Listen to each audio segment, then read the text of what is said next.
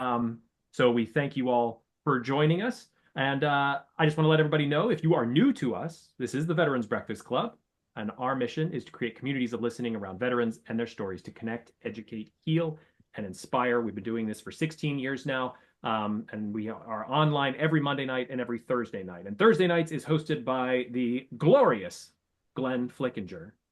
Yes. Glorious. I'm not sure I could live up to glorious. Old, crotchety, several of those adjectives might fit, but glorious? Nah. Anyway, Well, Sean. the phenomenal, I'll up the ante, the phenomenal Glenn Flickinger.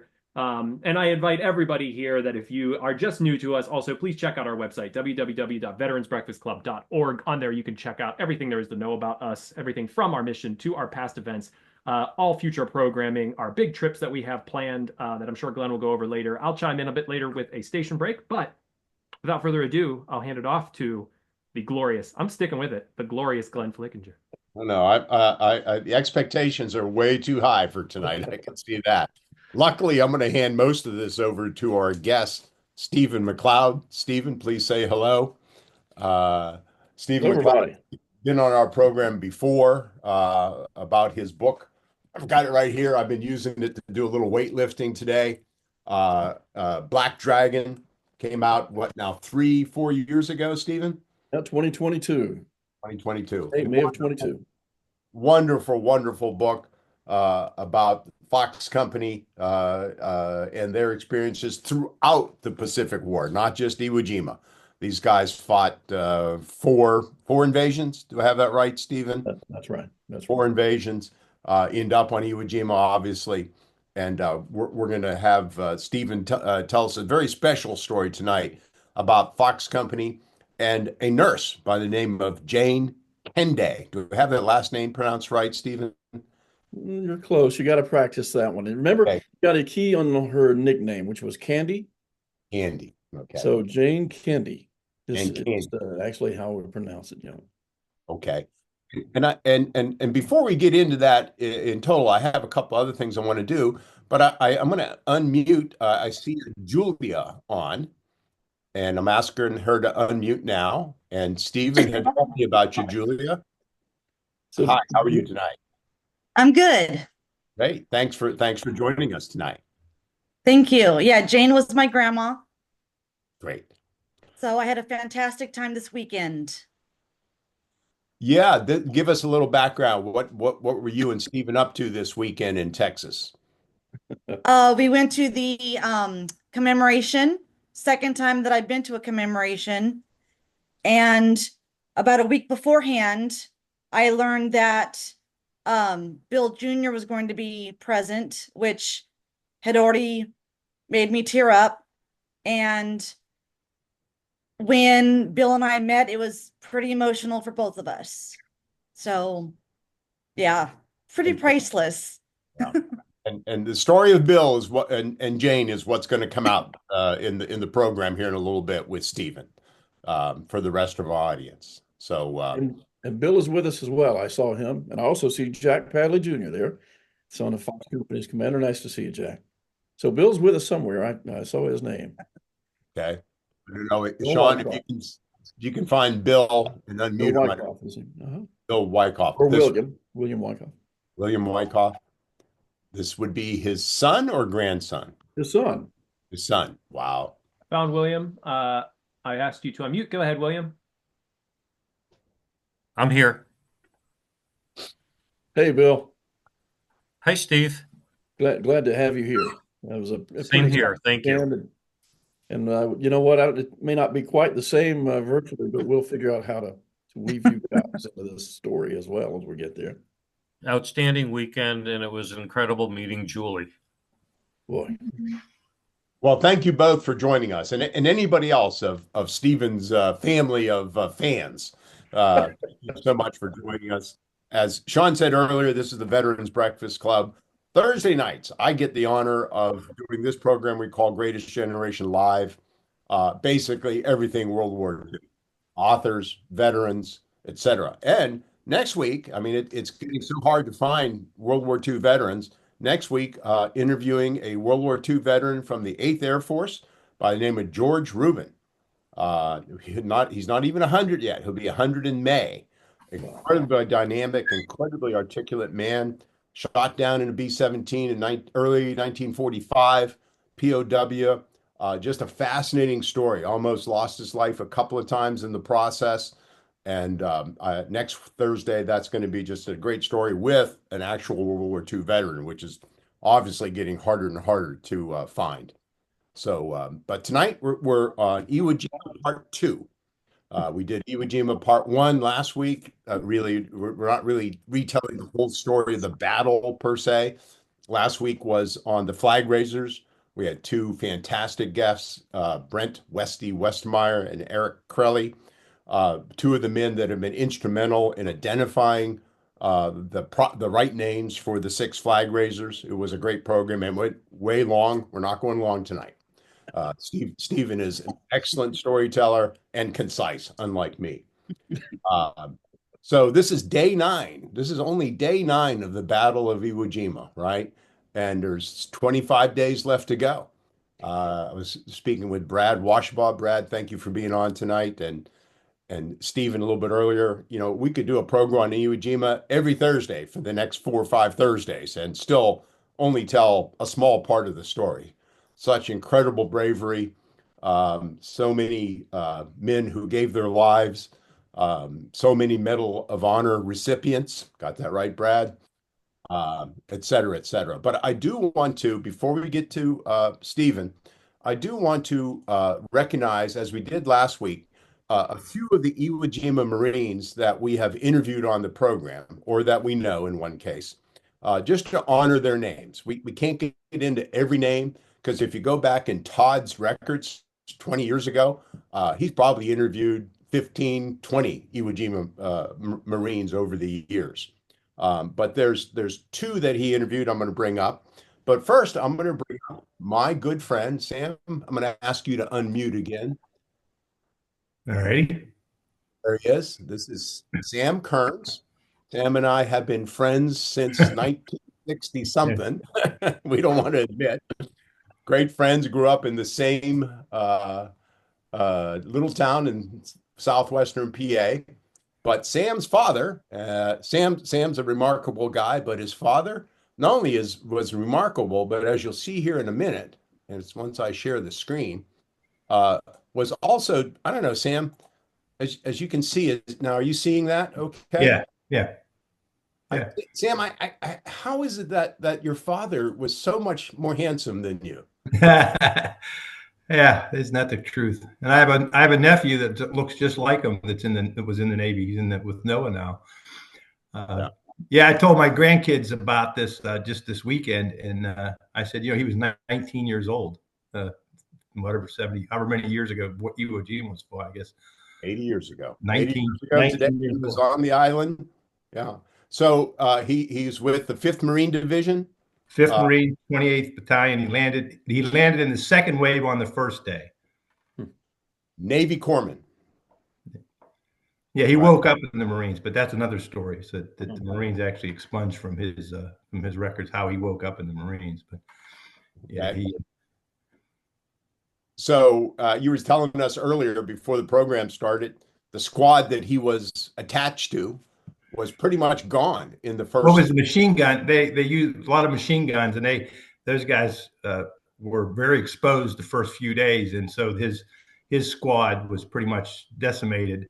In fact, the day of the raising of the flag, he was on the far side of Mount Suribachi, and when they moved out that night, I think that's the night, and you guys, there's many more guys that know this, but that's the night that the Japanese really knew they couldn't hold that mountain, so they came out, and there was a lot of hand-to-hand. He missed that. He lived through, you know, he was gone by that time, but the guys that replaced him really got chewed up. So by about the halfway through, as I said, he didn't really know many people, and by the end of the battle, his I guess it would be a captain that was in charge. The surgeon was in charge.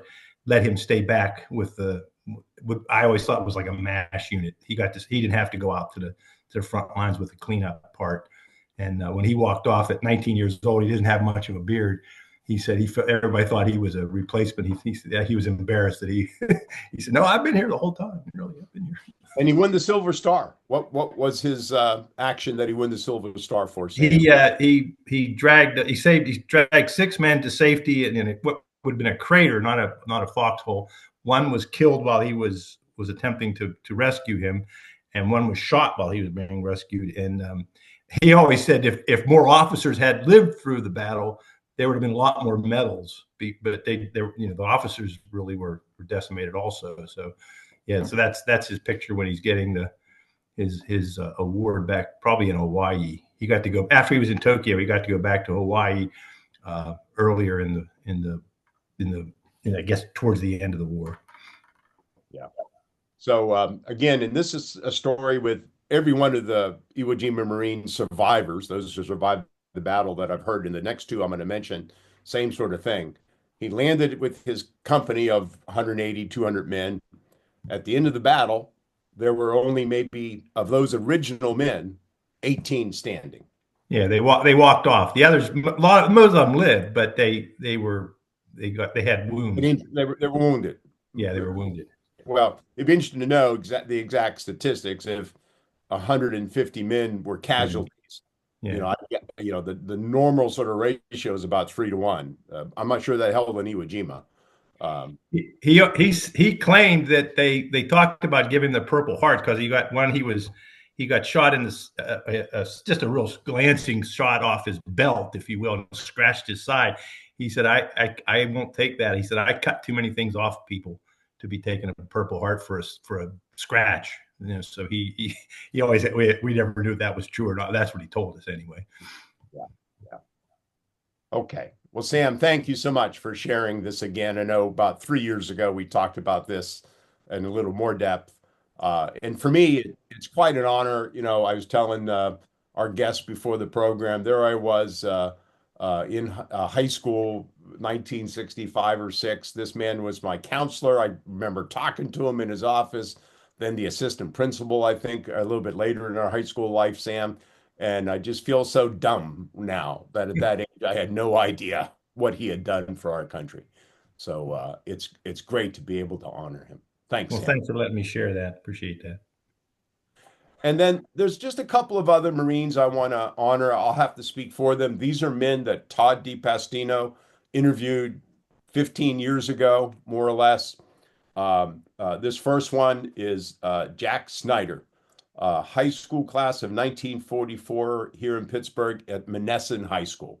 Those of the Pittsburghers on the call will recognize that Monessen High School, 4th Marine Division. Landed on Iwo Jima day, early on, survived the battle, obviously. This was a collage I found that he had put together. I can't tell you what all the personal pictures are. This is obviously him in his later years on the left. But the story is this, and just what you said, Sam, a minute ago, had more officers survived, there'd have been more medals. He was in a platoon led by this Sergeant Barlow. And the story is that they were in a crater and a grenade rolled in, and Sergeant Barlow crawled over to it and covered it and gave his life for the 4 other Marines in the crater. And to his dying day, Jack Snyder would tell that story. And in fact, Jack Snyder worked real hard to try to get recognition for Sergeant Barlow. Really could have been a Medal of Honor, but he just wanted some recognition for him. Could not get it. Why? Because he was the only survivor to have seen that act of bravery. And as I understand it, you need multiple witnesses, not just one. So I just think that's an incredible story. His recorded interview is on our VBC channel. If you'd like to watch it, please look it up. It's really stunning to listen to this man about 12, 14 years ago. So that's another man that we want to honor from the Pittsburgh area, Jack Snyder, who's one of the Iwo Marines. And the second man, and unfortunately, I don't have any younger pictures of this man. This is Sam Harper. And his story, in terms of his war service, is just chilling. Pittsburgh native, uh, joined the Marines, excuse me, before the war. Joined, I think, in the spring of 41. So he's early on, and he's with the 1st Marine Division on Guadalcanal. Fights through the entire battle, not wounded, but suffers from malaria, as did probably a majority of the Marines on Guadalcanal. But his malaria was so bad that they had to evacuate him from the Pacific back home. And he eventually recovered enough to go back into the Marines. And he became an Amtrak driver for the 4th Marine Division and fought at, landed at Saipan, landed at Tinian. And then he joined the 3rd Marine Division and fought at Iwo Jima for 3 weeks and survived it all, obviously, as you can see by this picture. Again, his interview is on our BBC website. And again, it's just a chilling thing to listen to him speak about his experiences in World War II. So again, I just wanted to honor those 3 men before we get started with Stephen. Anybody have any questions or comments before we start with Steve? Anything in the chat room, Sean? Sorry, my thing wouldn't unmute. I do not see anything in the chat room. No, it doesn't look like it. And if anybody sees anybody raising their hand or waving their hand, I'm in a different view. So please let me know in the chat if you see anybody waving that they would like to ask a question. Okay. Okay, so let's get started with Stephen. Stephen, you are a co-host on the system, and you should be able to bring up your PowerPoint and start telling your story. And we do have a few questions already that I know we want to talk about after Stephen's presentation. It's all yours, Stephen. Great. Well, good evening, everybody. It's good to be back. Good to see some familiar faces and some very recent familiar faces too. So a lot of fun.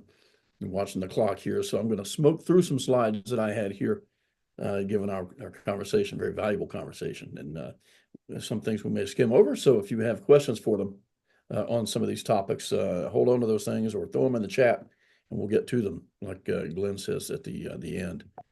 And let's see if I can get my computer set up for action here. Good. Some of these slides will come from things that I prepared for our commemoration in Texas that occurred this past week. It was a very abbreviated discussion about this topic, and a little more time available to us this evening to touch on a little deeper subject here. But certainly the theme, as we're going to address it tonight, is the addition of the flight evacuation operations or aerial evacuation. And certainly with the focus on Jane Kendeigh, Ensign Jane Kendeigh, as we get to it. It occurred to me that it was a year ago that I had an article in Leatherneck magazine on just this subject. So it's nice to be returning to this subject here. This was my original timeline that I thought about using in Texas, and I'm going to run through here. What's the evolution of a battlefield wound, shall we say, and getting evacuated if these folks are evacuated ultimately. And on Iwo Jima, for example, with the Marines, it begins with the Navy corpsmen, who we've referenced, who are running out there under the same fire, if it's machine gun fire or if it's a mine field that's taking a Marine down. These corpsmen were nuts. And I'm telling you, this is the reason, they are the reason that those hospital ships get filled with Marines and taken off to the Marianas, or the troop ships that we'll talk about as well, also treating a great many casualties. It begins with these guys. And one of the accounts I mentioned, some of you who've read Black Dragon and refreshed your memory on it, for example, I think I put it in there. Danny Thomas, one of the corpsmen, was with a fellow who had a sucking chest wound, gunshot wound. He didn't have anything to plug that wound with, so he cleaned the Marine's thumb off, poured a bottle of brandy over it, stuck it in the hole, and wrapped him up and sent him walking back to the aid station. Now, the corpsman's job, as he would tell you, was not to do too much, is simply to stop the bleeding and get them back to the aid station where they can go to the next level of treatment. This is Lieutenant Colonel Cushman's battalion and battalion aid station area. What's going to happen here is they will further dress wounds, for example, and do what they can to prevent shock. And they can introduce, as they are here, albumin to stabilize the blood pressure to combat shock. This is Dr. Glenn Rice, 2nd Battalion, 23rd Marines, battalion surgeon. He's here on Saipan in 1944, holding up a bottle of that albumin. And really, same praises to the job that did for them in the field. The next level, by the way, let me say this. He did not want to open someone up or close them up too tightly at the battalion level. Do what was necessary then to push them to the next level if it's required, and that's to the division hospital here, where they could actually perform surgery and also introduce whole blood as needed. And there were some over 12,000 units, pints of whole blood administered to casualties of Iwo Jima alone. And we'll talk about that here in just a moment. The cot on the left, well, it looks like both of these are actually sitting on some of these refrigerated boxes used to move whole blood. What I'm showing you here, it'll come into play in just a second, was the blood bank for Iwo Jima. These two refrigerators or reefers, operated by gasoline on the island, held those wooden insulated chests of whole blood shipped from the West Coast, and that served the entire island. Those chests held 16 units of whole blood, and you can see these things would last. They would keep, I think the blood would last 21 days, but I would just I'll cut short and say that folks on the West Coast could donate their blood on Monday, and it could be on Iwo Jima Friday. Wow. Infused into a Marine. The next step from being evacuated off Iwo Jima actually was not straight to a ship typically, but to one of the LSTs that was used as an evacuation control ship. Once it offloaded its Amtraks, there was one for each color beach. Yellow beaches used LST 930, and they had pontoons they would drop into the ocean, and landing craft of all type would pull up to the side, and they would assess the wounded. And if someone's going into shock, they went straight inside. They'd take them straight in the LST and start treating them. If it was someone who had severe eye injury, these folks knew where the eye surgeon was from Chicago on APA 35 or whatever ship he was, and they would expedite them. Or the podiatrist from New York, or it was that kind of thing. You can send them straight to the troop ships where these specialists were and where there was vacancy, you might say, space to treat these guys. Terrific system they used at Iwo Jima. There were two hospital ships. We see one there, USS Samaritan and USS Solus, who operated together in tandem at Iwo Jima. Each made 3 trips to the Marianas. I'll talk about that in a second. A lot of these wounded Marines or sailors or even soldiers were moved to, whether it's up to hospital ship or to a troop transport. Sometimes they would lift the entire, let's say, a Higgins boat out of the water and hand these guys straight over the rails. Sometimes it was a, oh, Lord, you got to be kidding me method, like we see here, where they've just strapped this fellow to the lines and you hope you don't get dumped out one end of it. They did many thousands of casualties this way. This is the Samaritan making her first trip with casualties, which was to Saipan. Here they're being greeted and taken to the hospitals. The next 2 trips she made were to Guam. So, what's the big deal about the 6th of March? Well, we're getting there. Let me pause for a second. Right now, Glenn, you were talking about the 27th of February. For the 4th Marine Division, you could say really there are 3 big phases. One is the landing on D-Day. The second big phase is this middle section heading into the meat grinder and Hill 382, 26, 27, 28 February. And the 2nd Battalion, 23rd Marines got their run at it, their turn at 382 on the 28th, tomorrow. And that was to take Hill 382. They also isolated it. It took much longer to reduce the amphitheater to the right, but we're in that middle section now. So if I could just emphasize one thing, Stephen, and ask you to comment on it. So by the 9th, 10th day of the battle, they're already up at this hill 382, which is just beyond this middle airfield. That's right. So they've already taken 60%, 2/3 of the island. Well, it's the narrow part of the pork chop that Yeah. they've taken. Yeah. Also the flat and open part of the island. Yeah. So it's that upper part. So with such difficult terrain, that takes the next 20 odd days. Exactly right.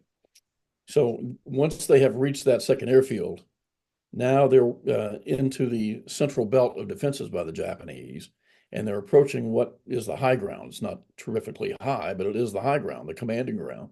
And in rugged terrain, they're fighting against the grain of the terrain, because from the high ground in the center of that pork chop, these rugged troughs and corridors head outward toward the ocean. And so these Marines are launching frontal attack after frontal attack in and through and over these walls, broken troughs. So they're trying to get to the high ground there in the center of the island, and then they can attack outward with the grain down those corridors. And that all begins on the 6th of March. And it begins with the largest pre-jump-off bombardment of the war, with 12 battalions, all 12 battalions of artillery on the island. That's division artillery and also Corps level 155s, naval gunfire, and even aerial bombardment as well. So that's the big push that begins on the 6th of March. And what we're seeing now is the effort of the 5th Marine Division on the left to push northward. The 3rd Marine Division, 2 of its 3 regiments are now ashore, passing over the second airfield and trying to push into the open. They're mostly, at this stage, in open ground and subject to Japanese sniper fire. And on the right, the 4th Marine Division is trying to swing the entire Corps attack around like a door on a hinge. And the entire division is still swinging. And on the far right, there's nowhere they can go. I won't go too far down that rabbit hole, but even General Cates discussed that. 25th Marines 24th Marines on the far right. Holland Smith came ashore and chewed him out because from the sea, he could see his Marines standing around. They weren't advancing. He said, "Sir, they can't advance because of this terrain. There's nowhere for them to go." That's how tough it was. But on the 6th, as it were, the main effort for the 4th Marine Division is being made by the 2nd Battalion, 23rd Marines, and Fox Company, subject of the Black Dragon. Now, the fellow we want to introduce here is, we've met Bill Wyckoff Jr. here with us this evening. His father is the second from right, kneeling up front. A big personality in Fox Company. He was a sergeant, a squad leader in the 1st Platoon. And when that jump off begins that morning after the bombardment, he stands up and says, "Follow me." And there's immediately an explosion that takes him down. And one of his corporals, Leroy Surface, drags him off the battlefield, not far, didn't have to go far, didn't get far. And Doc Bankin, who we were discussing earlier, immediately starts dressing his wounds, pulls a couple of undershirts out of a pack there and stuffs his open wounds with those things, gets him to the aid station. And we're going to hear from him in just a few minutes as he describes his wounds. But he is carried through the CP. I have to get back. There we go. And then this is a photo of Bill being carried through that CP. Bud Gavigan, Sergeant Gavigan's to the right with a cigarette. He's the one that looked over there and saw who it was. But he's running through when all this is going on, when he's being carried through the CP, a plane has just landed on the #1 airfield. A Navy R-4D flying from Guam, supposed to land about 7:30 in the morning, has been delayed 80, 90 minutes because of that bombardment. And the pilot is Lieutenant John Burns, and he's named his plane Back Bay Special for his home back in Boston. And along with them is a photographer named Gil DeWitt, and a chief pharmacist mate named Sturdivant, and a 22-year-old Navy flight nurse named Jane Kendeigh, who has just become the first Navy flight nurse to land in an active combat zone. Now, where they're headed I've marked here on the this map for us. They've set up the flight evacuation center for her squadron right along the northern end of the airfield, close to the 3rd Marine Division's medical center, 3rd Medical Battalion, Company B, and that whole blood bank. And that's where they're headed. The squadron actually came ashore 3 days earlier and set this facility up, or started to. And although they were under fire, they managed to get 12 casualties flown off that day. But this is the squadron. It's VE2, Air Evacuation Squadron number 2, under Clarence Keller, and was formed on the 12th of December at Kaneohe, Naval Air Station Kaneohe. And in mid-January, early January, really, they began flying their 12 R-4Ds, their version of C-47, out to Guam. Well, the Navy flight nurses we're going to talk about hadn't even graduated yet. Now, we'll get to that in just a few minutes. But they had to build their own facilities out there, literally put their own huts up and get themselves established. And this is that first plane getting some casualties aboard. And this is the first flight out. They've just left Iwo Jima. And you'll note there's no Navy flight nurses on here. That's just the males, just the guys getting it done to begin with here. Well, jump ahead to mid-February. In fact, let's say the 21st of February. Now there's suddenly 12 Navy flight nurses on the island. How'd they get there? Well, they graduated in early February and flew to Honolulu. Got there on the 17th of February. This is 2 days before the landing on Iwo Jima. There were 24 of them at that point, and then they got briefed up that only 12 were going any further than that. Now, I know this from Emily Purvis. Lieutenant Purvis is at the far right. She's the chief nurse for the first 12 nurses, whom she dubbed the Dirty Dozen. And here are their names. And she said, we were really talked up like this was some glamorous job. She said, there's no question we were the dirtiest women on the island in every way. Just had to fend for themselves. Now, I would tell you, they finally got the word they're headed to Guam and arrived on the 21st. And they had been issued, just as a sidebar, they'd been issued their nylon flight suits, a little lightweight flight jacket, and some sunglasses and gloves. Now, Lieutenant Purvis makes it clear that they had to go to an Army PX on Guam and purchase boots to wear during their operations and things of that nature. So they were fending for themselves. But those for a few days, those flights are taking place at Iwo Jima, not getting a lot done because still a lot of fire on those islands. But the Navy flight nurses who've gone through a lot of training are not part of those flights until Lieutenant Purvis got in a Jeep and took a ride to go see the skipper and make the case that these highly trained young flight nurses should be brought into the fight. And as I said, in Texas, she makes it clear as well that many of the males in this operation were not pleased about introducing a woman to the whole operation, just like on ships. That to be bad luck and jinx the whole operation. But the skipper, Keller, agreed to give them a shot. And so it was on the 5th of March, finally, when they got word that they would be going the next morning. And this is a good opportunity for me to say this. That was the trend for aerial operations. Each evening, you would get the request for a certain number of planes the following day from Iwo Jima, based on the casualties that existed that were incurred. And of course, we see Jane there in the center, and several others we know. Jean Dahl is second from the left, and so forth, part of the first 12. There's another person on the 5th of March on Guam who gets the word. And this fellow is Lieutenant Gil DeWitt, a photographer with a very famous team out there, Edward Steichen's famous photography team, who roamed the Pacific and did just phenomenal work, gorgeous work they did.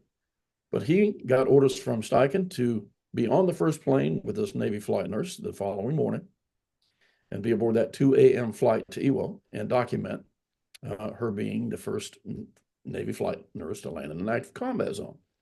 And Gil says that he got there a little bit early, only to find that Lieutenant Purvis's plane, the first plane, had left 15 minutes early. And he'd missed it. So he just went back to the next plane and found this young Navy flight nurse sitting there with the chief pharmacist mate. That's Silas Sturdivant. He'd been in since 1939. And he explained his situation, what he was supposed to do, and he'd just ride along with them and do what he could when he got to the island. You can see, I mean, start of us, they're not even buckled in yet. They've got their Mae Wests on, but they're just sitting and chatting, waiting. It's 2 a.m. And by the way, look at those nice new boots that Jane's wearing there. Not a crease to be seen. Brand new, ready to go here. So they finally take off and fly. It's a 5.5-hour flight, but Jane's flight log surprised me.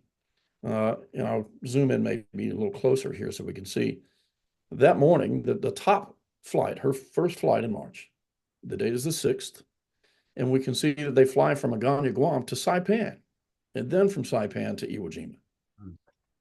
Now, Lieutenant Purvis tells us that was a refueling stop, which is interesting. They didn't do it again, or didn't do it the next time Jane went to Iwo, which was the 19th of March, by the way. So she had some other flights before she went back to Iwo. Just an intriguing thing. And I would tell you, we can't find, I'm sure they still exist, but the actual squadron's documents, operational documents and records are missing. During this period, VE2's records are missing. We have diaries and reports after the fact and things of that nature. But those things would tell us who the casualties were on each plane. It would tell us what they were taking to the island and exactly who was on there and why they stopped at Saipan. We're still looking. They're misplaced. I'll make that case in a few minutes. Gil took a few photos of Jane on the plane. I want to point this one out here because it's also instructive. Yep, she's lying down to get a nap. What's she lying on? She's lying on a tall stack of replacement wool blankets. Why? It's chilly on Iwo Jima. And those casualties are being sent off the island with 3 blankets each.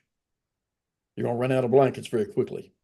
And this was also a transport squadron. So they're taking replacement wool blankets for 3 per casualty for all those they're bringing off the island. And they're also taking replacement stretchers, which you can see on top of the auxiliary fuel tank. And you can see the flight medical chest there in front of us as well.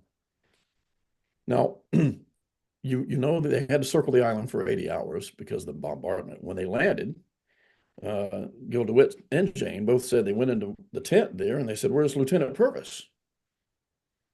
And they were told, well, her plane missed the island, but it's going to be here shortly. So by dumb luck, you might say, Gil DeWitt ended up on the right plane with the right flight nurse, who now happens to have been the first Navy flight nurse to land in an active combat zone. And sure enough, here comes Lieutenant Purvis's plane, the next one in line. And her pilot, I think you'll see here, and he's kind of coming in hot. But the navigator missed the island. And you know who got the blame for that, don't you? Well, Lieutenant Purvis tells us that it happened again on her second flight to Iwo Jima, of all things. But here they are just a few minutes later in the air evacuation tent. We see a Marine they've got 3 bottles of whole blood going here. That's Lieutenant Purvis in front and Jane behind her, and there's still, artillery being fired outside, etc. So it's still a noisy area. Now, 1995, I've got color footage that shows Bill being brought up here, but I'm going to jump ahead. In 1995, Bill sat down with another Fox Company Marine, Jack Sims. Jack, those of you might remember from the book, his background, he'd been Boston bureau chief for the Associated Press and scooped the Boston Strangler confession. And in 74 had been called back to Alabama to form and to head a Department of Journalism at Auburn University, which he did until he retired. So he'd been around for a while, but he got Bill to discuss his wounds. Let's listen in here. Where did you get wounded? Through the show I was flying for about 6 months, I guess. Then my ears went. Collapsed left lung, broken shoulder, a couple of broken bones in the back of the neck there, and So it was your left shoulder. yeah, Right. the nerve was completely severed in the shoulder for the left arm. And they got me back to the Battalion aid station, and they pulled some of the shrapnel out of my eyes, and then they bandaged it, and then they put me in a Jeep, brought me back in the Jeep. Oh, jeez. Chilling. Just chilling. See if I can get to the next slide. Here we go. And just a short time later, then Gil DeWitt is on the scene when Jane is comforting Bill, lying there on the stretcher. He couldn't believe he was hearing the voice of an angel. He wasn't sure he was still on Iwo Jima, but he could hear the gunfire around it. But DeWitt was on the scene and took that photograph, which became very famous, as you know. And it was printed in newspapers across the country and various magazines, including, the National Geographic September 45 issue. So it was also captured by the squadron's filmographer in color footage. VE2 shot color footage that documented their operations, and including this. So there's no way they discarded their operational records. I don't buy it. Now, let me also say, they intended to land and therefore depart 30 minutes apart to stagger the flight so you didn't overburden the local crews, ambulances, stretcher bearers, and all of that. Well, with that delay and with the number of casualties that we know were taken off the island this day, I estimate they sent up 9 of their planes and 9 of their nurses on this day, including Gwen Jensen, seen here, and Stella McCarr. Who was it? Someone said she looks like Sigourney Weaver. Somebody said that earlier. Yeah, Sean did earlier. Yeah. Okay, yeah. She does. She was also a chief nurse later. But here she's being interviewed by Marine Combat correspondent, well, now I can't get Rosenthal out of my head, Al Josephi with the 3rd Marine Division. Let's listen in to what he had to say just for a moment. Well, this is Staff Sergeant Alvin Josephi Jr., United States Marine Corps combat correspondent, speaking from Iwo Jima. We are at airfield, Motoyama Airfield number 1, whose runways have now been cleared, and among the first planes to have come in here are giant C-47s of the Navy-operated Air Evacuation Squadron. We are standing on the side of the airfield, and the wounded men who have just come down from the front lines are going into the plane. Some have their arms in slings. Some of them have their faces bandaged. They are being raised into the plane. They intended to be on the ground, as I said, for 30 minutes, but this evolution, this first flight, took about an hour. And they carried 16 off in this plane, some of them on stretchers, some are walking wounded, some combat fatigue cases, as you can see. They also planned, expected to evacuate about 350 casualties a week. But as it turned out, they evacuated about half that number every day. Mm-hmm. So this became a very powerful operation. On the flight back to the Marianas, in Jane's case, this is still the same day. In fact, in the photo on the right, she's talking with Bill Wyckoff there, but she's keeping her records and so forth. But she's watching out for hemorrhaging and shock, and treating pain and so forth. And she could also feed the casualties. They had food and drink aboard as well, flight evacuation rations. So it was a busy time. And this flight, this shot here is one of her flights to Okinawa. And you see her working with some of the elements of that flight evacuation chest, preparing some meds, probably pain meds.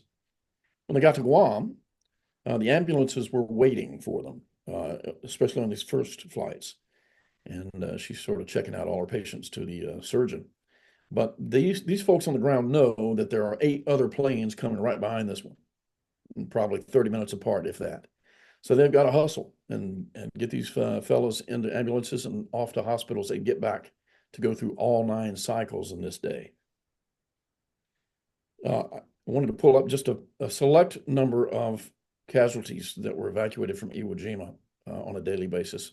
171 evacuated on the 6th of March, 225 on the 8th, and then on the 11th, was it 248? I had to move my other monitor here. Now, that's probably requiring all 12 aircraft and all 12 nurses on that date to get this done. Overall, they flew 125 flights to Iwo Jima, averaged 124 casualties a day. And total evacuated was 2,393 evacuated by air, to the Marianas. Now, by comparison, the number that might interest you, notice the vast majority of casualties being evacuated from the island by ships other than hospital ships. There were only 2 hospital ships. They had a capacity of about 600 to 650, depending on the trip. And it would take them, it was a 3-day evolution back and forth to the Marianas. And they're going, sometimes passing in the night. The addition midway through the operation, the addition of aerial evacuation multiplied that capability significantly. The Corps surgeon pointed out there were some days when we could not evacuate off the island to ship because of the availability of shipping or because of surf. So they didn't have that problem with the aircraft, and they didn't lose any casualties while they were flying them to the Marianas. Jump ahead to Okinawa, which began on the 1st of April. Well, this time intentionally, Jane was the first Navy flight nurse to land on that island on the 7th.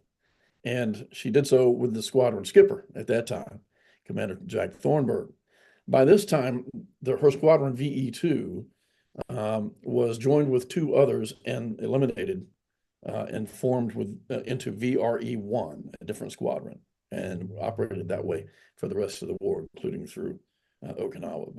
But this was the big PR issue now, so they made sure that Jane was the first to land at Okinawa, I'm sure, and Thornburg flying that plane, not taking any chances anymore. One thing I thought I'd point out here, now she went back and forth to Honolulu a few times. She made flights to Kwajalein. They're bringing casualties that far and relaying them to waiting teams there to take them on further to Hawaii and to the West Coast. Made a lot of trips doing that. She made ultimately 6 round-trip missions to Okinawa. She crossed the Pacific 8 times. Very busy. In the midst of that, apparently, she came back for a war bond tour. She was in Honolulu and doing press conferences, et cetera. I'll show them. Just anybody ever fly to Honolulu? Do you know what the aerial code is, the airport code is for Honolulu these days? No, I don't. I have flown several times, Hawaii to California, but I don't know that. No. HNL. Say again? HNL. Yeah. Meaning Honolulu. Right. And then in the area, the code for Guam is GUM, G-U-M. I see. You see them right there in 1945, using those abbreviations then. So I guess that's where it started. Yeah. Exhausting is the word I'm thinking of as Exhausting. I listen to this it's tough to fly today on a jetliner. Exhausting, because these are unpressurized planes, right? They're not exactly comfortable, et cetera. Exhausting is, at least that's the least of it. Exhausting. Just an incredible, incredible feat. Here Jane is in Honolulu, in one of those press conferences. Got several photos of her undergoing that treatment, you might say. But again, to the point, after all that, Jane went home and had never met any of the Marines that she had treated until 41 years later at Camp Pendleton, at the Iwo Jima reunion on Camp Pendleton itself. And it was all the units, all the 3rd, 4th, and 5th Marine Division associations. And if I were to show you the front of the brochure there, it's a tribute to the medical teams and especially to Jane Kendeigh at this event here.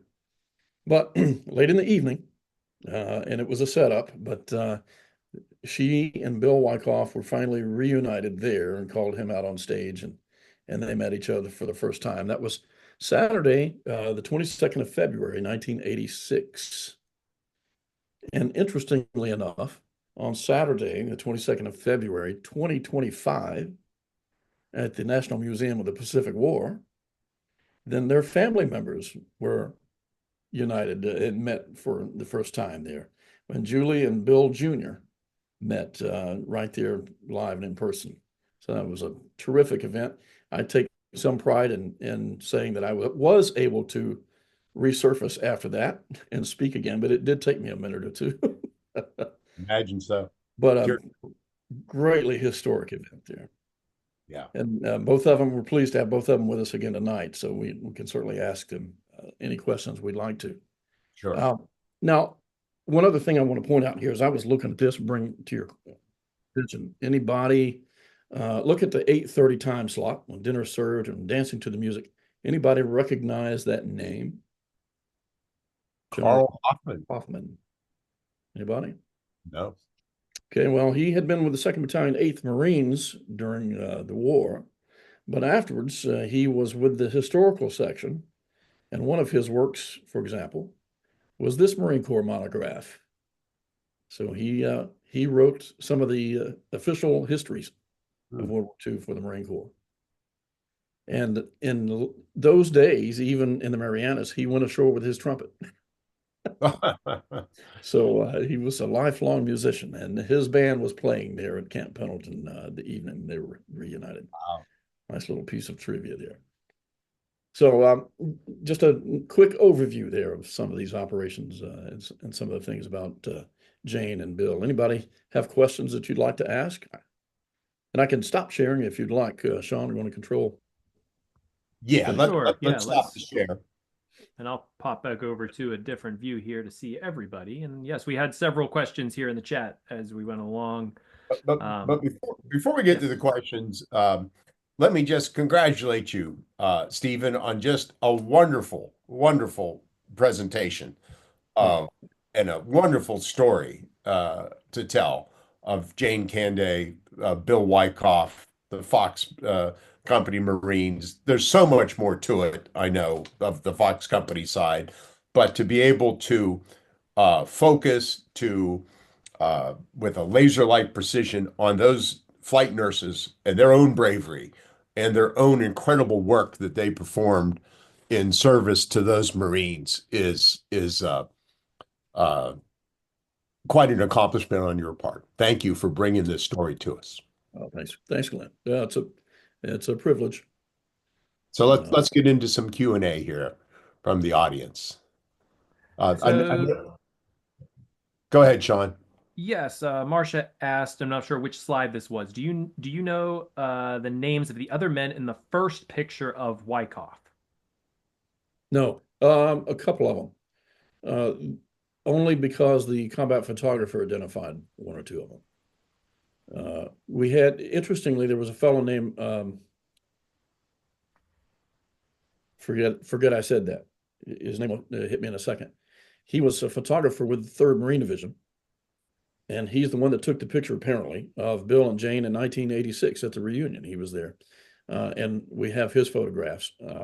And he names a couple of those guys. But the one sitting back in the background where Jane is kneeling over Bill, comforting him, and they're sitting on the stretchers back there, those are combat fatigue cases. We do know that. From Carol Wagner, have you, Stephen, heard of the journalist Dickie Chappelle? The book First to the Front describes her experience on the Samaritan ship where she interviewed wounded soldiers. I believe she also was on the island during an attack by the Japanese.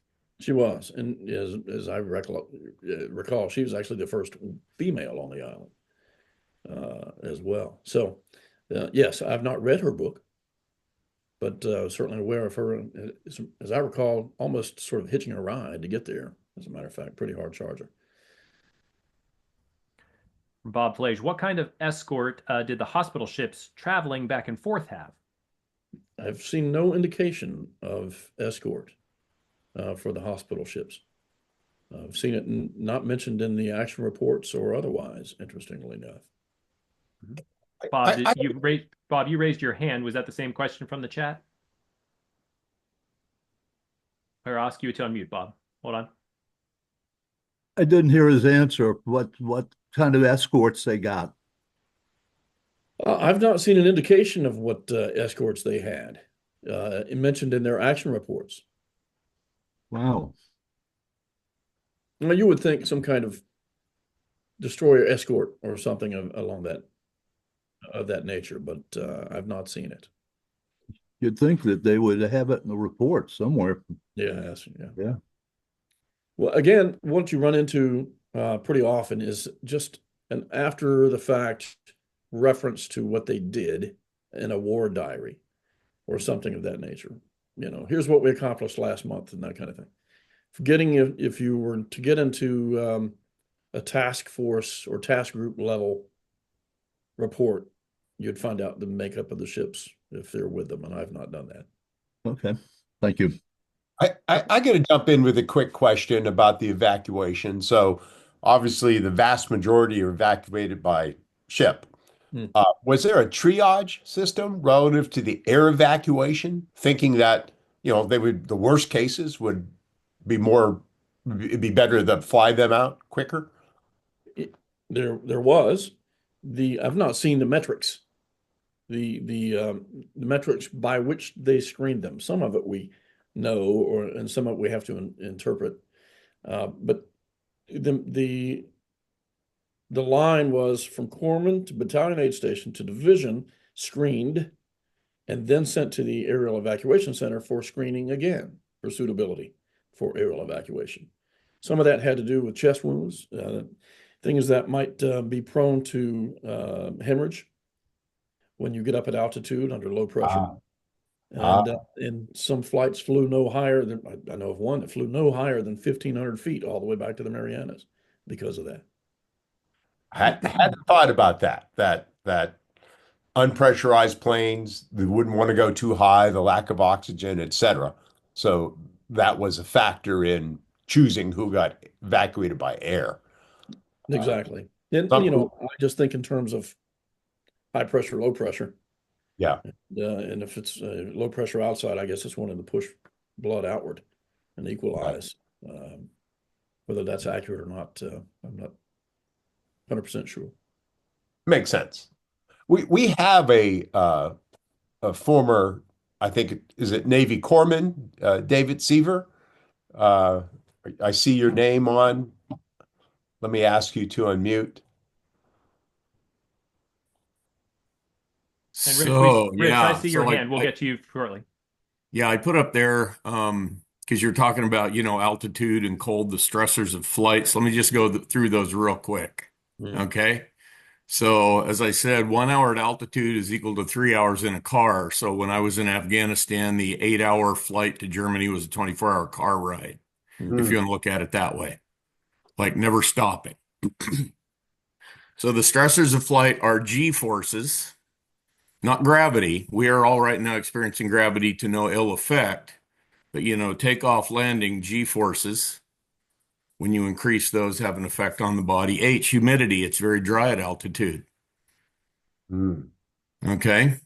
So you ever get off an airplane and you're kind of thirsty? That's why it's very dry at altitude. Oh, the next one, oxygen. So Boyle's law, the partial pressure of gas. The higher you get, the further apart oxygen molecules are. So in a C-17 at 35,000 feet, it's equivalent with the pressurized cabin. It's equivalent to being at about 8,000 feet above sea level. Okay. The next one in those kind of aircraft and C-130s, very important, shakes or vibration. Not so much with jet aircraft. They still do it, but not like propeller-driven aircraft do. So vibration.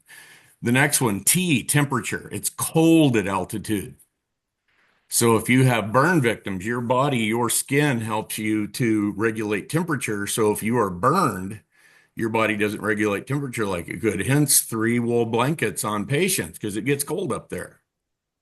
Okay, so that's GHOST, ghost. And the next part is BAN, which is bariatric pressure and noise. So ghost BAN is the acronym that we use to describe the stressors of flight. And all of those equal exhaustion. So, my job was actually preparing the patients for flight. So you have to keep all that stuff in the back of your head. We'd get eye injuries. So if they had air in the globe, what does air do at altitude? It expands. So we had to put an altitude restriction on those aircraft. So anything air. So, think about somebody with a a collapsed lung. That's going to be a problem. If they, if they don't get a chest tube in and get that, that lung to expand, because then that other lung starts wanting to do all the work, and then you get tracheal deviation, that can be deadly. David, was it you that posted this picture in the chat room? The C-17? Yeah. Yeah, that was Afghanistan. It just occurs to me, the difference between that picture, if people would look at it in the chat room, versus the pictures we saw of those nurses on that adapted C-47. It's like, dinosaurs versus, modern day, Right. Yeah. 16 patients on one of those. We could get 36 litters and 40 some ambulatory on a C-17. Yeah. So big. Yeah. Medicine has changed a lot in the last 80 years. Thank the Lord. Yeah. I'm a beneficiary of that, like many of us are, I'm sure. Yeah. If you kind of want to see what it's about these days, you can Google Joint Trauma Service Clinical Practice Guidelines. And if you printed them all off, they'd fill a 6-inch ring binder. Wow. Because I've had to look through them. So that's how I know that. Wow. David, thanks so very much for such a knowledgeable explanation. Sure. I know there's quite a few other questions, which I'm really pleased to see. But Sean, for once, why don't we take our break at about the hour, our station break? You want to do that now? Yeah, let's do that. For once, we're going to be on time with all this stuff. Okay. And then Rich will go right to you after station break. Okay, that's fine. Here we go. I'm going to share my screen. And just thank UPMC for Life as our sponsor of the program this evening. UPMC for Life, they can help you make sense of Medicare, get the answers and information you need, such as how to choose the Medicare Advantage plan that's right for you. UPMC for Life has plans designed by veterans for veterans that can save you money and get you more benefits. And you can view all your plan options by visiting upmchealthplan.com/Medicare. We will have a survey that I'll throw into the chat. It's a link. It takes about 2 minutes. Just lets us know how we're doing. We watch those very closely. We have a VBC magazine. I know I just got mine. I think it was sent out in bunches. So if you haven't received yours, you should receive it soon. It is a free quarterly magazine that we have.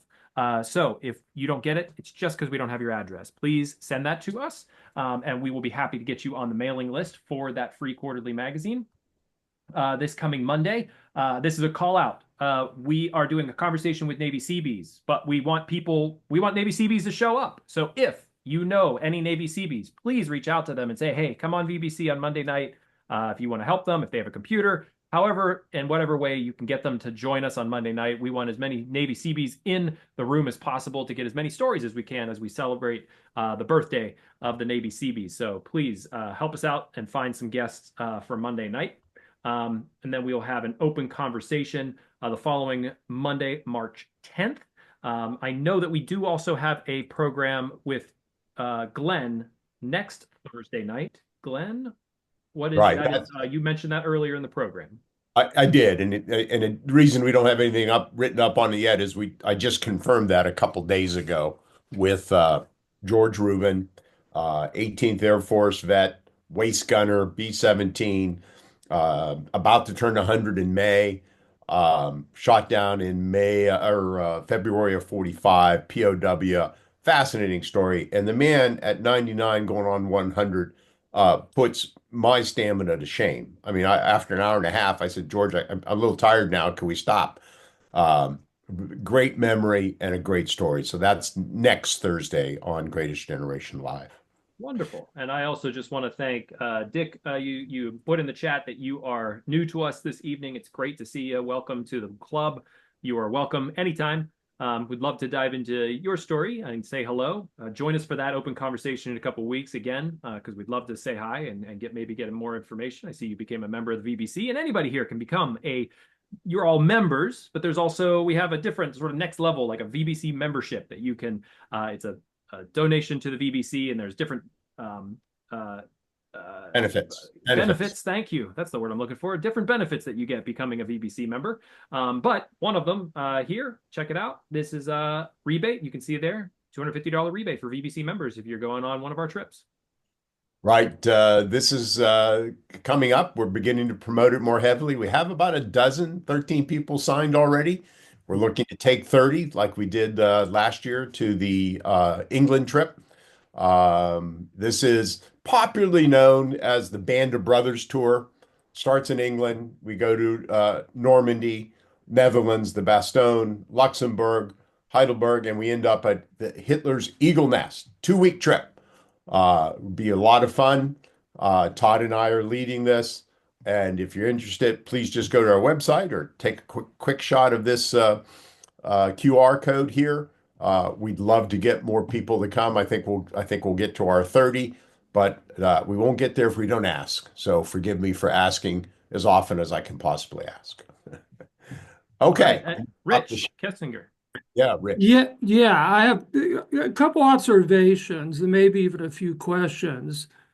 I did serve 4 years as an ER medic, but it was at Andrews. I was never in a combat situation, but on occasion we would have some mass casualties. If we were the hospital closest to the Beltway, we would get some accidents like that. But I'm thinking about like David has, the real experience, the actual experience. In any triage situations, you got to determine who is dead. You got to determine who is dead. And it's a call sometimes. Usually it's the head surgeon, the head medic, or whatever, who makes the call about who maybe gets the chance to be alive. So it's under the most difficult circumstances, particularly as the combat medics have to make those determinations. So it's amazing how many people can be saved. Secondly, if that's what you do mostly, like you're talking about Jane, the nurse, she has to be traumatized. I can recall in certain circumstances when we saved people, but we really had problems when we lost people. Not the ones who came in dead, but the ones we lost. Those are the ones we remember. So what is the stress? Somebody put a question in about PTSD. It's beyond PTSD. It's complex because it happens time and time and time again. So what does Jane say about how can she recover psychologically when she's had these experiences? The few that we lost, I was lucky. We worked in ER. We had vast resources available to us. But the few that we lost, those are the ones we remember. So can somebody talk about that? David or anybody else could address that issue. What is it then David goes through when he leaves the combat zone?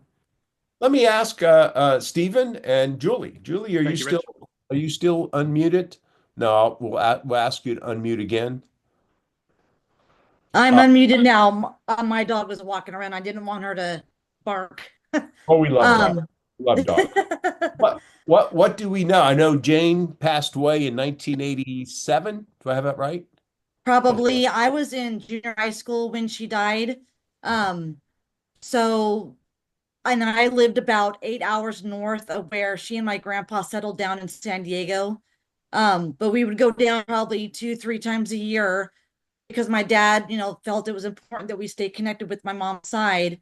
But they never talked about any of it. So, and as I got a little bit older, I knew that, they hadn't been involved with something, but pretty much everything that I've learned about my grandma in that aspect has come from Steve. Steve? And yeah. What evidence did you find in the historical record of any PTSD issues that Jane had post-war? There's just nothing shown. About all you've got regarding these flight nurses was from the Naval Air Transport Service records, just telling all they accomplished, that kind of stuff. Yeah. Now, and there's very little, Jane was not known for giving interviews. So there's not much there either, but I do have a little bit from 86 when she was talking with one of the nurses at Camp Pendleton. And I would tell you, she says, maybe I shouldn't say it was beautiful when they arrived over and saw the bombardment. She said, maybe I shouldn't say it was beautiful to see, but it was to see our fleet really letting them have it. And then she said when she was treating the Marines, she kept telling herself, this could be my brother. Because she had a brother about the same age, and she would hope someone would treat him like she was trying to treat the Marines. So she, you know, she had found apparently a target, a mentality, something to go after that maybe that helped her keep centered. I don't know, but she did say that the nature of the wounds that she just couldn't get over it. Some of the Marines, yeah. I unmuted Sam Kearns again.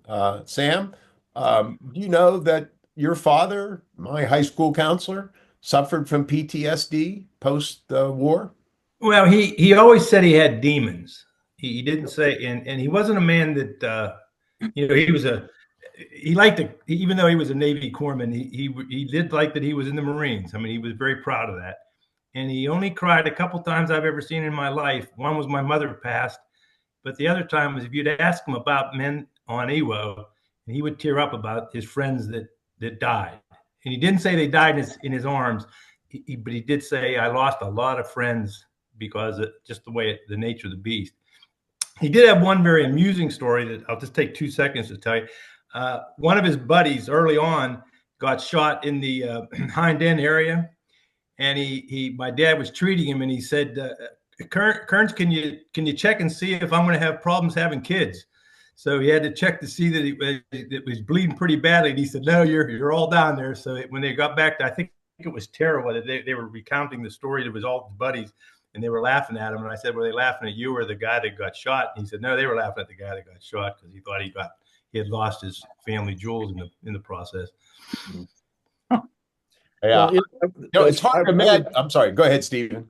Oh well, I'm thinking of one of our corpsmen, Danny Thomas, the one that lived in Texas, I was mentioning earlier. And just to mention, it's I know when I read the book, it's not the Danny Thomas we're talking about. Danny Burt Thomas, Danny B. Yeah, from Blossom Prairie, Texas. But the opening scene of Flags of Our Fathers, the film. Yeah. Clint Eastwood used Danny's recurring nightmare as the opening scene. He flew him out to wherever, California, wherever his compound was, and had met with him for a week or two out there. But and it's Danny hearing the call for corpsmen, and he's struggling through that Iwo Jima grit, trying to find him. And when you finally do find him, or you find somebody you've already treated, he's dead. And you still keep hearing the voice and keep trying to chase him. And you find somebody else that you've treated, and he's died also. That was one of the nightmares that Danny had since 1945. Yeah. You can't imagine any human being could go through any of those Marines, but just focusing on the Navy corpsmen for a moment, that what they went through and not having some sort of emotional issue. Didn't call it PTSD back then. Didn't talk about it much back in the 40s and 50s, maybe into the 60s, but it's hard to imagine, as Sam's father said, they all had their demons. Had to be. And I think of another one of the corpsmen in 2nd Battalion, Doc Coulomb, who was not a man of a lot of words, as some of these guys were, that way. But he said, we were trained okay. He said, there were other corpsmen who were certainly better than I was, but I never backed down. Yeah. I'll take that. I see David Seaver has his hand up. I'll ask you to unmute, David. So to go along with what Mr. Kinzinger was talking about, there's a phenomenon related to PTSD, which is what a lot of medical people experience, myself included. It's secondary stress trauma disorder, because you don't see the initial injury, but you see those kinds of injuries over and over and over and over, and eventually it gets to you. I was in Afghanistan in 2010 when they did the surge. So in a 192-day period, we evacuated over 5,000 patients. Okay. So fast forward, it is now 2012. And I'll just relate this quick story to give you an idea. So I am at the Naval Medical Center, San Diego, used to be known as Balboa. And we were actually in the old hospital. You show up early, it was Monday morning, we're getting our assignments. And we're sitting in the lobby of this thing, and the elevators are in front of us. And I'm sitting there fat, dumb, and happy, as the saying goes. I'm not paying any attention to the sign over the elevator that says Wounded Warrior Unit, second floor. Okay. So I'm sitting, like I said, sitting there fat, dumb, and happy, and all of a sudden, ding, and that elevator opens up, and off hobbles all these amputees. And the first thought in my head was, oh my God, you're alive. I didn't even know any of them. I didn't recognize you. I could have been, I have no idea. That's the first thought that went through my head. And then, because I was the OIC, the officer in charge of that group, I literally had to go around the corner and collect myself. Because to say having a bucket of cold water thrown on you would be an enormous understatement. It was just, it just hit wham. You see, and to this day, I see somebody, of what would have been military age in the war on terror with a prosthesis. I'm like, holy cow, it hits you a little bit. Sure. So, and talking about the ones you can't save, here's another one. I stood out, we were talking about this the other night on Monday night, with the Gold Star parents. And I couldn't tell you how many times we stood out on Delta 1 on the Delta ramp, parking space number 1, when they loaded those flag covered, they used the aluminum coffins up on the aircraft. And God bless the Army, they had this little brass ensemble that played 2 songs. They played the Green Beret song that the one gal was talking about, and the other one they played was the Christian hymn, Faith of Our Fathers. And I never want to hear them again. Understandable. Very. That's. Hey, I want to recognize Sue Watson, but I don't see her, Sean. Do you see her? She's posted a couple of things. Yes. Give me just a second to find her window. Yeah, she just signed out. I just saw through. Oh, she just signed up. Yeah, she just left. We just missed her. I'm so sorry. She's posted a couple things on chat, and she was just saying her father, suffered flashbacks and so forth, and that's Jack Watson, and we did recognize and honor him last week. I don't think Sue was on the show last week, but I just wanted to. I'm sorry, sorry, Sue, if you watch this on recording, that I didn't get to you. And he's one of those replacements that came in during the operation. And that's a question I wanted to get to, unless there's something else pending. I know, Don Nemchek, you had a question too that we talked about via email, but is there anything else pending? If there's not, I'll ask Steven this question. Carol had asked, are there any movies to recommend to watch about Iwo Jima? Would that have been Flags of Our Fathers? Don't ask me.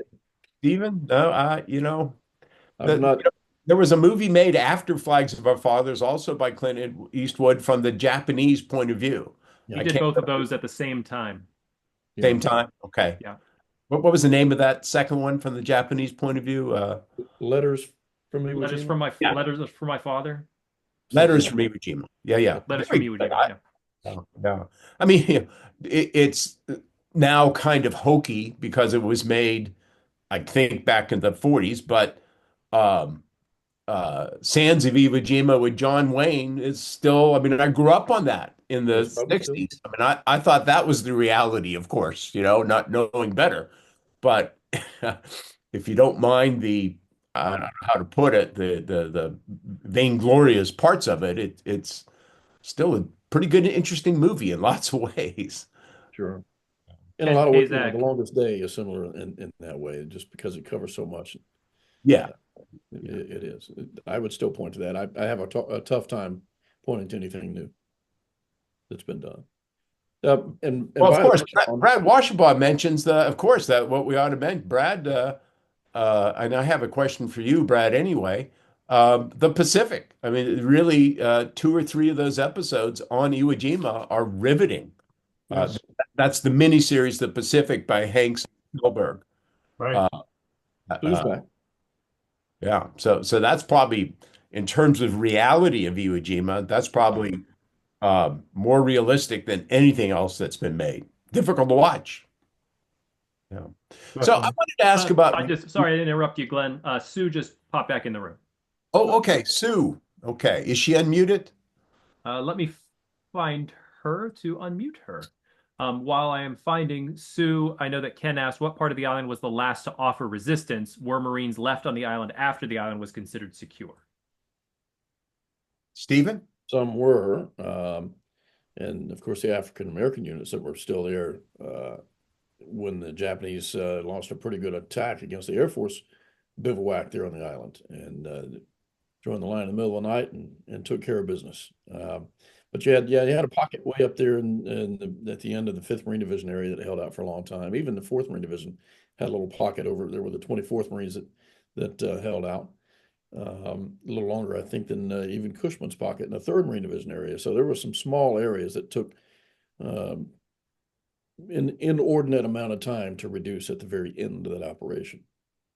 Because they were deep in these caves. Very much. And you couldn't bring in any supporting fire on there because of the close proximity. Which is one of the questions Don had I want to get to. So, Sue, are you unmuted? We lost her again. No, Sean, you pointed out Dick Knisley there. I see Dick. Dick is the son of, he's Dick Jr., son of Dick Knisley from E Company, 2nd Battalion, 23rd Marines, Fox Company's sister company. And Dick, I'll ask you to unmute. If you remember the color footage, the color footage of the landing that I did the video on, and I know Glenn, you've shared that a couple of times. Yeah, we have. There and identify the Marine by his helmet cover in the landing craft there, and it's Dick Knisley. And so that's one of his sons there with us who's joined us tonight. He was out in Texas with us as well. And Dick, are you on with us? I'm on. Can you hear me? Yes, we can, Dick. We see you now too. I met Steve this past weekend. It was a real pleasure. I learned a lot about what my dad did on the island. You talk about PTSD. My dad had it and I didn't find this out until later in life after I got out of the Army. Did my dad really start opening up to me? But he belonged to the DVA, or the DAV, I should say. And Iwo Jima, I think it was somewhere around 10 days. I don't know for sure. On his 10th day, he was his buddy stepped on landmine. My dad was right next to him, and that put my dad out of the service or into the hospital for about 6 months. And that was it didn't break skin. I'm not all sure how, why 6 months, but he was 6 months in the hospital. And, he had already lost his brother on Saipan, Glenn Knisley, and he's on that's my uncle, and he's, actually his name's on the memorial, I guess, in Saipan. My brother was in Saipan with Steve, back in June, I think it was. But, when I found out about this site, I figured I gotta come. Well, thank you. So I'm glad I joined up. Well, thank you so much, Dick. Please continue to join up. Every Monday and Thursday night, we're on Zoom. Just take a look at our website, and you can sign up for the the emails that let you know. Thank you, Dick. All right, thank you, Dick. Thanks for that. And Jack, I'm going to do it. I'm going to bring you in this. Jack Padley Jr. You guys have read Black Dragon. Jack Padley led Fox Company through most of the war and then became battalion executive officer and was in the view of the Marines, every one of them. They just thought he was an outstanding leader. And there was just nothing flashy about him or the company or anything else. He was just reliable as could be. But I asked Jack Padley Jr. when he also went out to Saipan with us in June. And at some point I turned to Dave Nisley, and then I turned to Jack, and I said, Jack, how much did your dad ever say about World War II? Jack, do you remember what you said? I don't recall what I said, but basically nothing. Yep. He did not talk about it. He did not talk to me. Did not talk to my mom. I do know that I'm sure he talked with his compatriots, other Marines, but not to the family. Stephen, thank you so much for bringing Jack into the conversation, because probably a third of these little markers are about your father, because what a fascinating man and what a leader he was. And again, this book, Black Dragon, is an excellent book, and it just takes you into the lives of these men through these 4 invasions, ending up with Iwo Jima. So anybody gets a chance to get this and read it, please do. I'd lend you mine, except it would cost more money to send it to you than you just going out and getting it. It's a little weighty. It's getting close to ending time. I had a couple questions I want to ask, but are there other questions from the audience before I ask anything more? One last one from Bob Plage. Did these women receive recognition like the Angels of Bataan when they returned home? Good question. That's a great question, and I would love to stumble across something. My understanding, my impression is that no, they just went home. Emily Purvis, the chief nurse, she was still out in the Pacific for a long time, quite a while after the end of the war, and didn't come back with the others. Yeah. So I think they just kind of filtered away. Like so many other participants in World War II, but those women should have been recognized. I don't know, Stephen, maybe we start an effort to have them recognized after the fact now. Yeah, maybe so. They took, there were a lot of photos of them, full color photos, and they were, I'll just use the term because they did. They were glamorized a bit, I mean, it was quite a subject. Yeah. During the war. But then when the war ended, everybody went home, and that was the end of that. Yeah. Sure. So I'm going to ask this, Don Nemchek, do you want to bring up the question that you had in the few emails that we exchanged? Don, we need to find him and unmute him. I saw him at one point. I see him. He doesn't have his video on, but I will ask Don to unmute. He might not be sitting at his computer. Yeah, I might have wandered off. It wasn't certain that we were going to bring him in. Okay. So I'll ask my questions pending Don coming in. Just one last question from me, and we'll wind this up. Excuse my cold, people. I'm sorry. But replacements. So just like in Mr. Kearns' company, 200 guys land, 45 days later, of those 200, there's only 18 of the originals still standing that walk off the island. But yet that company had been reinforced with, I think, another 100+ men, replacements. And this is, Brad, where I wanted to get you involved in this as a more modern Marine, if you will, a more current Marine. How did that replacement system work, Stephen? Were these just guys that were waiting offshore and they were just randomly assigned to these various companies, squads, battalions, and expected to perform? Yes. We had 2 replacement battalions, or replacement drafts, sorry, that showed up at the same time. This is Thanksgiving 1944. And the context, if I can do it in 90 seconds, the 4th Marine Division, having fought in Saipan and Tinian, half the unit is gone by the time they go to Tinian. Let's say Fox Company, for example, they actually get some temporary replacements that were destined for the 2nd Marine Division, just for Tinian. And as soon as Tinian's over, they're gone. When they get back to Maui in mid to late August 1944, a great number, and I don't remember the number, I did pulled it together one time. Now they go straight to the hospital, and they're still in the hospital in September with dengue fever and infections and all this. And they're the division's at about 60% strength. Well, a lot of that's concentrated, as you would imagine, in the infantry units and the rifle units and the rifle squads, not even in headquarters companies.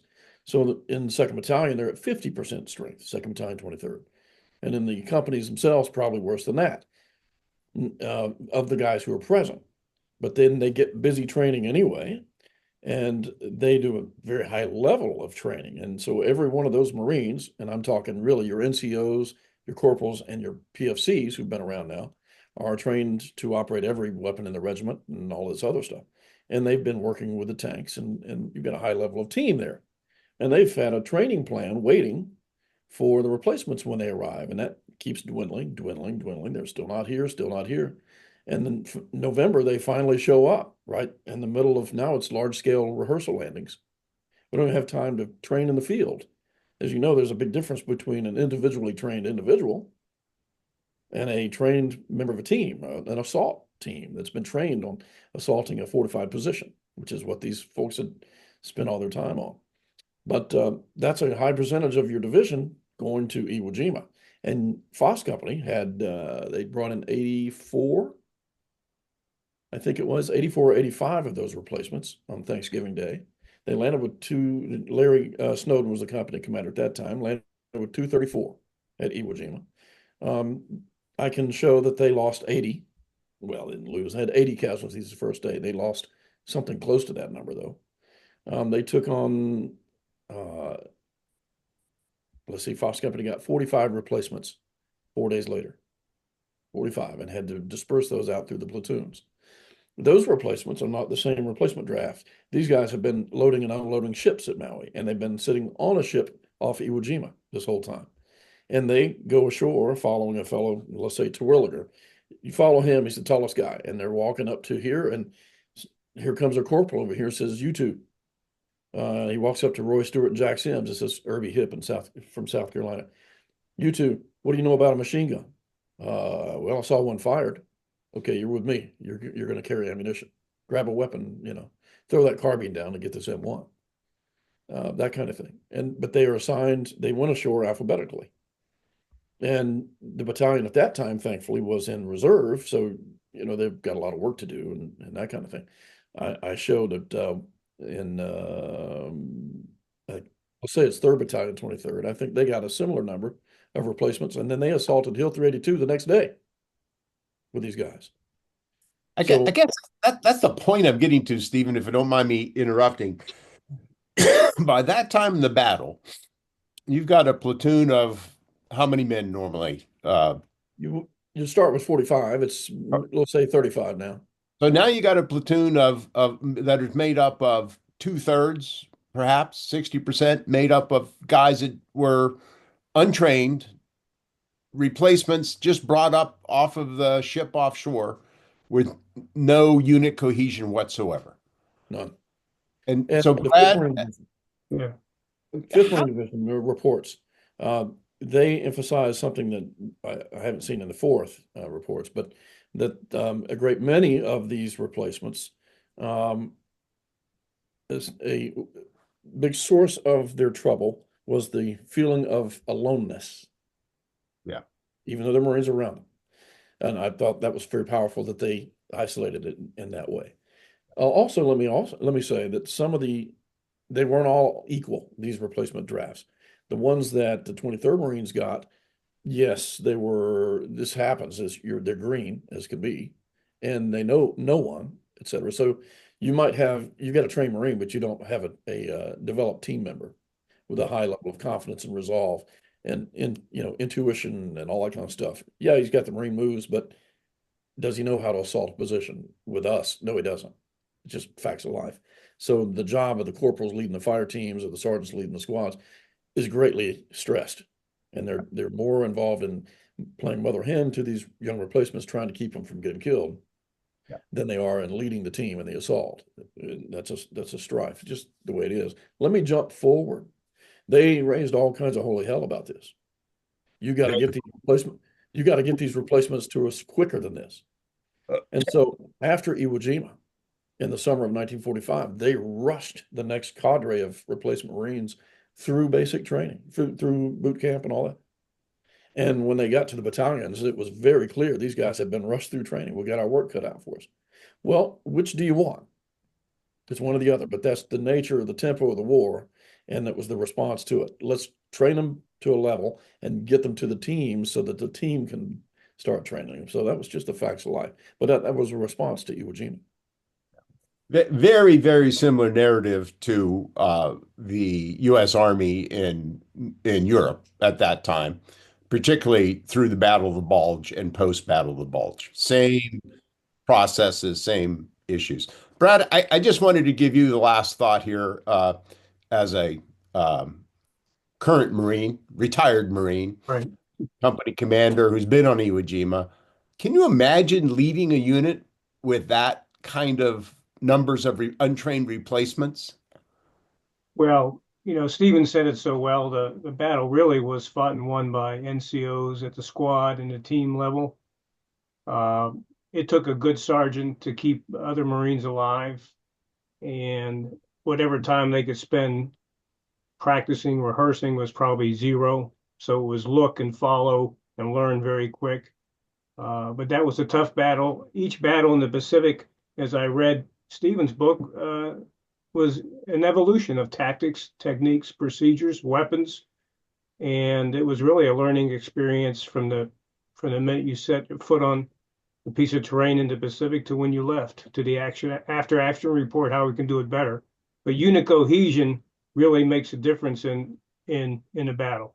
The time you spend together as a team is probably more important than other things that are emphasized earlier in training.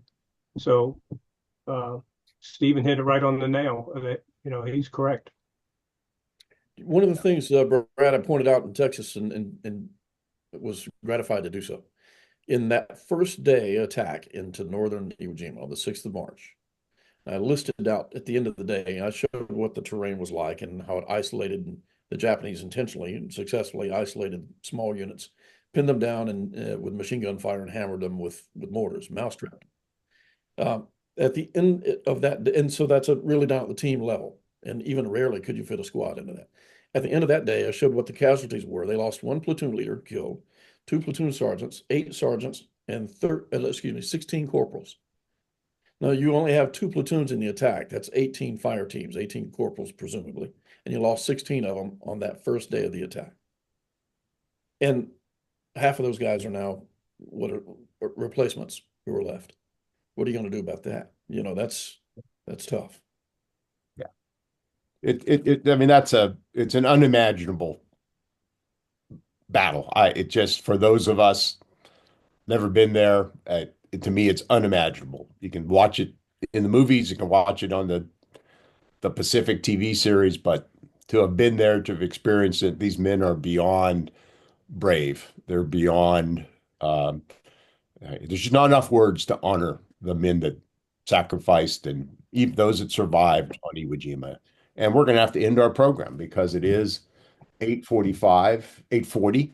Last week we went to 9:05. And I told Todd I would be on time this week. Sorry, Todd, but this is just such a great topic that it's hard to stop. Sean, anything else that we should address before we thank everybody? No, I think we're good. We're looking forward to seeing everybody Monday night for the happy birthday CBs. Yeah. So let me thank Stephen in particular. What a great job you've done, Stephen. You're to be congratulated for the book, for your work since then, and for your just incredible knowledge on Iwo Jima. Thank you so much. Thanks. Julia, thank you for being on. Bill, thank you. Nick, I'm sure I'm missing somebody. Sam, my good buddy from so many years ago, thank you. I see Brad has his hand up. He'd like the last word. No, I'm just clapping. Oh, you're just clapping. Oh, okay. Oh, I like that. I didn't know the difference between clapping and hand up. Now I know. Okay. And thank everybody. If I miss somebody, I apologize. Great program, Steve, everybody. Have a great evening. Thanks, everybody. Good night, everyone.